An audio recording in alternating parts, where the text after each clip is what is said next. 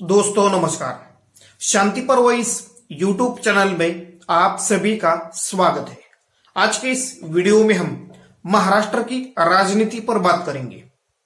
क्या गठबंधन के मुद्दे पर महाविकास आघाड़ी और प्रकाश अंबेडकर जी में मतभेद है? इस विषय पर विश्लेषण करेंगे। वीडियो को लाइक, शेयर और चैनल को सब्सक्राइब करना मत भूलिए।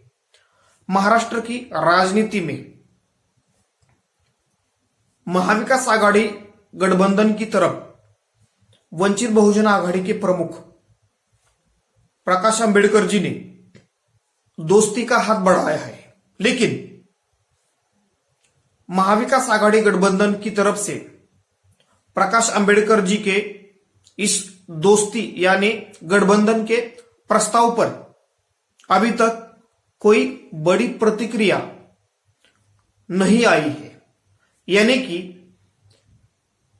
महाविकास आघाड़ी गठबंधन की जो तीनों पार्टियां हैं, इनमें कांग्रेस, शरद पवार जी के नेतृत्व वाली एनसीपी और उद्धव ठाकरे जी के नेतृत्व वाली शिवसेना, ये तीनों पार्टियां क्या प्रकाश अंबेडकर जी के नेतृत्व वाली वंचित बहुजन आघाड़ी से अलायंस नहीं करना चाहती? क्या प्रकाश अंबेडकर जी के साथ अलायंस करने के मुद्दे पर महाविकास आघाड़ी गठबंधन में या महाविकास आघाड़ी की तीनों पार्टियों में अलग अलग राय है? क्या खासतौर पर कांग्रेस पार्टी वंचित बहुजन आघाड़ी के साथ अलायंस नहीं करना चाहती? ऐसे कई सवाल इस वक्त महाराष्ट्र की राजनीति में चर्चा में बने हैं।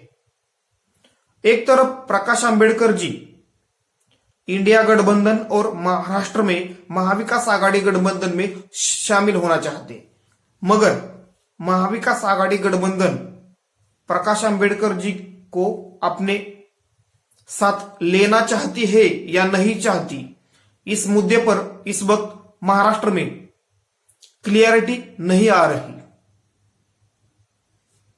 प्रकाश अंबेडकर जी ने सितंबर में कांग्रेस पार्टी के राष्ट्रीय अध्यक्ष मल्लिकार्जुन खड़गे जी को खत लिखा। उसके बाद प्रकाश अंबेडकर जी ने संविधान सम्मान सभा में राहुल गांधी जी को बुलाया, लेकिन इस सभा में राहुल गांधी जी उपस्थित नहीं रहे। उनके प्रतिनिधि के तौर पर महाराष्ट्र कांग्रेस के प्रदेश अध्यक्ष नाना पटोले जी उपस्थित रहे। कांग्रेस के बाकी नेता भी इस संविधान सम्मान सभा को उपस्थित रहे। यानी प्रकाश अंबेडकर जी द्वारा इंडिया गठबंधन में शामिल होने के लिए या महाविकास आघाड़ी गठबंधन में शामिल होने के लिए प्रस्ताव दिया गया है या उन्होंने महाविकास आघाड़ी की तरफ या इंडिया गठबंधन की तरफ दोस्ती का हाथ बढ़ाया है, लेकिन अभी तक इंडिया गठबंधन की तरफ से या महाविकास आघाड़ी गठबंधन की तरफ से कोई एक अच्छा संदेश प्रकाश अंबेडकर जी को नहीं आया। यानी कुल मिलाकर प्रकाश अंबेडकर जी के नेतृत्व वाली वंचित बहुजन आघाड़ी से गठबंधन करने के मुद्दे पर इस वक्त महाविकास आघाड़ी में एकजुट नहीं दिखती, या तीनों दलों की यानी महाविकास आघाड़ी के तीनों दलों की अलग राय दिखती है। भले ही कांग्रेस पार्टी हो या शरद पवार जी के नेतृत्व वाली एनसीपी हो या उद्धव ठाकरे जी के नेतृत्व वाली शिवसेना पार्टी हो, इन तीनों दलों के नेता मीडिया से जब वंचित बहुजन आघाड़ी के बारे में या वंचित बहुजन आघाड़ी के साथ गठबंधन के बारे में सवाल किए जाते हैं, तो तीनों दलों के नेता वंचित बहुजन आघाड़ी के साथ अलायंस होनी चाहिए ऐसी बात करते हैं, मगर प्रत्यक्ष रूप से वंचित बहुजन आघाड़ी के साथ अलायंस की या गठबंधन की चर्चा होनी चाहिए, इसके लिए अभी तक किसी भी पार्टी ने कदम नहीं उठाया। अगर 2019 की तरह वंचित बहुजन आघाड़ी अपने दम पर चुनाव लड़ती है तो उसका परिणाम महाविकास आघाड़ी गठबंधन पर पड़ सकता है। 2019 के लोकसभा चुनावों में वंचित बहुजन आघाड़ी ने लगभग 7% के आसपास वोट शेयर लिया। कांग्रेस एनसीपी के लगभग 12 से 15 उम्मीदवार लोकसभा का चुनाव हार गए और उसका महत्वपूर्ण कारण था वंचित बहुजन आघाड़ी ने लिया हुआ वोट शेयर। अगर वंचित बहुजन आघाड़ी 2019 में कांग्रेस और एनसीपी के साथ मिलकर चुनाव लड़ती तो महाराष्ट्र में कांग्रेस एनसीपी की लोकसभा में सीटें बढ़ती। 2019 में महाराष्ट्र में कांग्रेस का केवल एक सांसद चुनकर आया था। यानी अगर वंचित बहुजन आघाड़ी महाविकास आघाड़ी गठबंधन का हिस्सा बनती है तो इसका सबसे ज्यादा फायदा कांग्रेस पार्टी को मिल सकता है। लेकिन वंचित बहुजन आघाड़ी को इंडिया गठबंधन में और महाविकास आघाड़ी गठबंधन में लेने का अंतिम फैसला कांग्रेस पार्टी को ही लेना पड़ेगा और उसके लिए कांग्रेस पार्टी को प्रयास करने चाहिए। लेकिन जमीनी स्तर पर या महाराष्ट्र कांग्रेस के नेता ये ऐसे प्रयास करते नहीं दिख रहे। यानी एक तरफ वंचित बहुजन आघाड़ी महाविकास आघाड़ी गठबंधन के साथ आना चाहती है, मगर वंचित महाविकास आघाड़ी गठबंधन वंचित बहुजन आघाड़ी को अपने साथ लेने में इच्छुक नहीं दिख रहा, यानी प्रयास करते हुए नहीं दिख रहा। अगर इसी तरह वंचित बहुजन आघाड़ी को लेकर या वंचित बहुजन आघाड़ी से गठबंधन के मुद्दे पर देरी होती रही तो वंचित बहुजन आघाड़ी महाराष्ट्र में अपने दम पर चुनाव लड़ सकती है।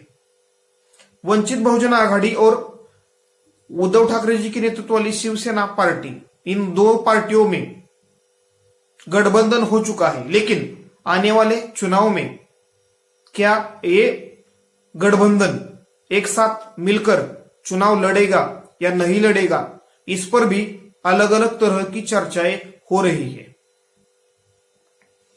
वंचित बहुजन आघाड़ी के प्रमुख प्रकाश आंबेडकर जी द्वारा शिवसेना को यानी उद्धव ठाकरे जी के नेतृत्व वाली शिवसेना को मैसेज दिया गया है कि अगर उनकी तरफ से लोकसभा चुनावों से पहले गठबंधन की कोई बात नहीं हुई या महाविकास आघाड़ी ने उनके साथ गठबंधन करने में कोई प्रयास नहीं किए तो या कोई इच्छा नहीं जताई तो या वंचित बहुजन आघाड़ी और महाविकास आघाड़ी का गठबंधन नहीं हुआ तो प्रकाश आंबेडकर जी के नेतृत्व वाली वंचित बहुजन आघाड़ी अपने दम पर लोकसभा की 48 सीटें लड़ेगी। यानी कुल मिलाकर इसका फायदा महाविकास आघाड़ी गठबंधन को मिलने के बजाय बीजेपी के नेतृत्व वाली महायुति को मिल सकता है। अगर वंचित बहुजन आघाड़ी महाविकास आघाड़ी गठबंधन और इंडिया गठबंधन का हिस्सा बनती है तो राष्ट्रीय राजनीति में और महाराष्ट्र की राजनीति में एक अच्छा संदेश जा सकता है। राष्ट्रीय नेता के तौर पर प्रकाश आंबेडकर जी की अपनी अलग राजनीतिक पहचान है। भारत रत्न डॉक्टर बाबा साहेब आंबेडकर जी के पोते होने के कारण पूरे देश में उनको मानने वाला एक वर्ग है या उनके सपोर्टर है। अगर प्रकाश आंबेडकर जी इंडिया गठबंधन का हिस्सा बनते हैं तो दलित समुदाय में एक अच्छा मैसेज जा सकता है और उसका फायदा इंडिया गठबंधन को और खासतौर पर बड़ी संख्या में कांग्रेस पार्टी को मिल सकता है।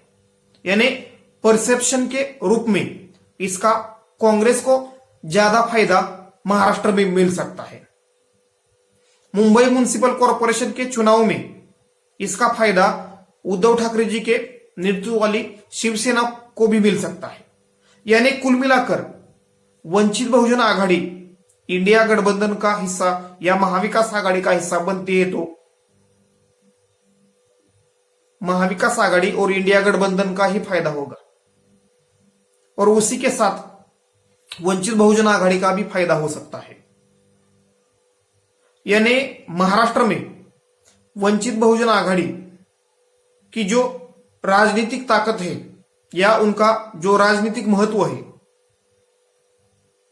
उसके कारण महाराष्ट्र में आने वाले चुनावों में वंचित बहुजन आघाड़ी अगर महाविकास आघाड़ी के साथ मिलकर लोकसभा का चुनाव लड़ती है तो महाराष्ट्र में लोकसभा का नतीजा, चुनावों का नतीजा एक तरफा भी आ सकता है। यानी 35 टू 40 के आसपास महाविकास आघाड़ी गठबंधन सीटें जीत सकता है, ऐसी भी चर्चा इस अलायंस को लेकर हो रही है।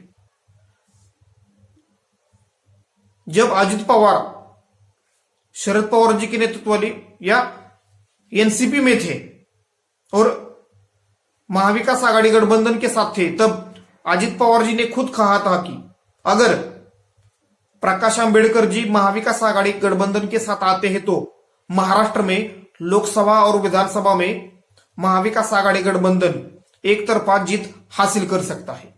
यानी कुल मिलाकर वंचित बहुजन आघाड़ी की जो ताकत है या उनके पास जो वोट शेयर है वो आने वाले चुनाव में महत्वपूर्ण भूमिका अदा कर सकता है। और इस वक्त जितने भी वंचित बहुजन आघाड़ी की या प्रकाश आंबेडकर जी की जनसभाएं हो रही है, उस जनसभा को जो भीड़ आ रही है उसे देखकर जनता में भी उनको एक अच्छा खासा सपोर्ट मिलता हुआ नजर आ रहा है। मुंबई में जो वंचित बहुजन आघाड़ी की संविधान सम्मान सभा हुई उसको अच्छी खासी भीड़ थी। उसके बाद सांगली में जो वंचित बहुजन आघाड़ी की जनसभा हुई उसको भी अच्छी खासी भीड़ थी। यानी कुल मिलाकर वंचित बहुजन आघाड़ी इस वक्त लोकसभा चुनावों की तैयारियों में जुटी है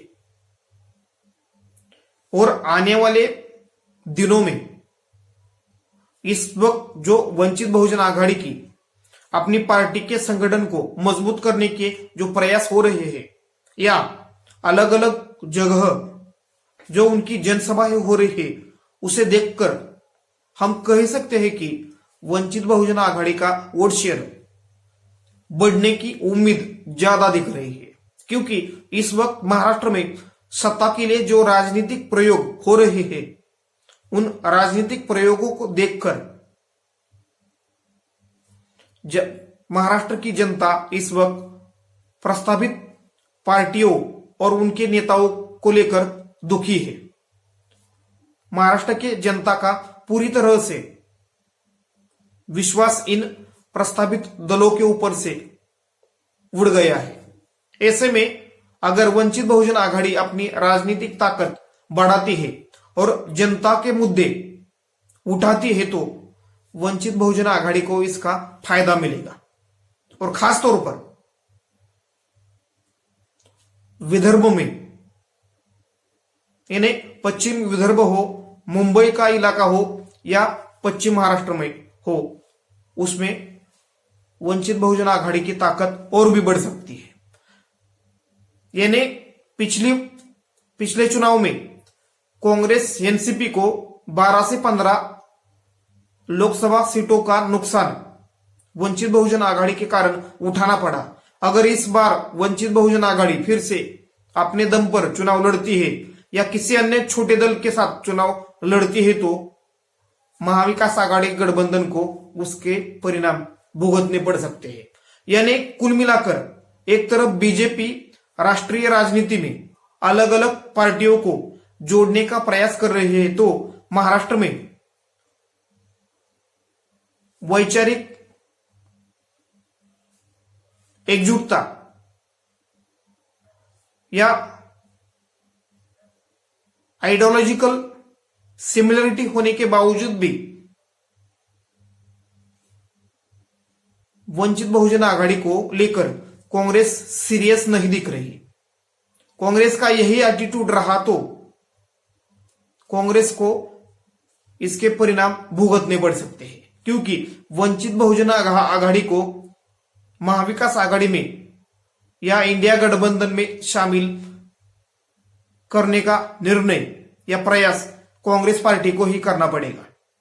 यानी कुल मिलाकर महाराष्ट्र में वंचित बहुजन आघाड़ी की भूमिका और उसका जो वोट शेयर है उसको लेकर महाविकास आघाड़ी में अलग अलग तरह की राय नजर आ रही है। जल्द से जल्द वंचित बहुजन आघाड़ी को लेकर महाविकास आघाड़ी गठबंधन को फैसला लेना पड़ेगा। जितनी देरी होगी उसका उतना ही नुकसान या एक रॉन्ग मैसेज जनता में के बीच जा सकता है। धन्यवाद। वीडियो को लाइक, शेयर और चैनल को सब्सक्राइब करना मत भूलिए।